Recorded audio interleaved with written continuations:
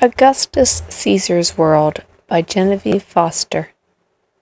Introduction. Old Janus, who could see two ways at once, both in time and space, was one of the earliest gods of ancient Rome. Guardian spirits of the house door, he also protected the city gate, and was even believed to hold the key to the gates of heaven. A temple to Janus in the marketplace of Rome always stood open in time of war, but was closed with great ceremony in those rare times when there was peace. It was for Janus that the first month of our calendar was named. Since he watched over all openings and beginnings, it seemed right that he should also be at the opening of this book. For this is a story of the world centered in old Rome, during the lifetime of Augustus Caesar, Rome's first emperor, who closed the gates of Janus for the first time in over 200 years and established peace and order in the Roman Empire. That peaceful age had not yet dawned, and Augustus was only Octavius, a boy of 18, when our story opens in March 44 BC, with the murder of his great-uncle Julius Caesar.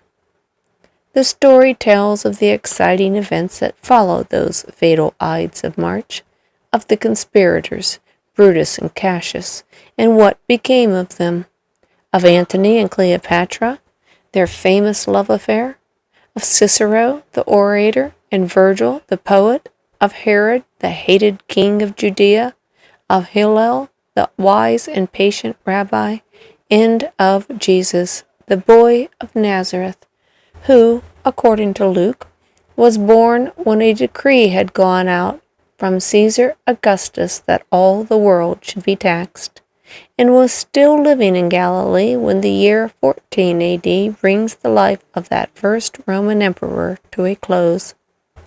We are now 2,000 years away from those days when the Roman world was kept in order by Augustus Caesar. What was it like, that ancient world, under Roman law? How did people live and travel? What did they believe? To what great heroes of the past did they look back? To what golden age to come did they look forward? What did they think about the stars and planets? Had they discovered that the earth was round?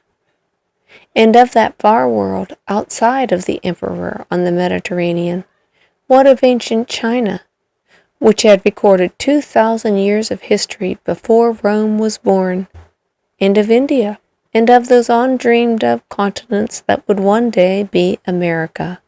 Were people living there? Were they civilized? Or were they like the savages of Britain who painted themselves blue? And what of the rest of Europe, the people in the deep forest of Germany and along the river of France? What were their customs and their gods? And of all the beliefs and customs and superstitions of that ancient world, which ones have we discarded, like that of offering burnt animals? Which pleasant ones, like using lights and holly at Christmas season, do we still observe? And above all, what thoughts and beliefs were there in that old world that will be forever new and forever true, as they have always been, no matter what century or in what land or by what race of people they have been spoken? The answer to some of these questions may be found in this book. For this is not merely a record of events. It tells also what was thought and believed by people everywhere in the world of Augustus Caesar, from 44 BC to 14 AD.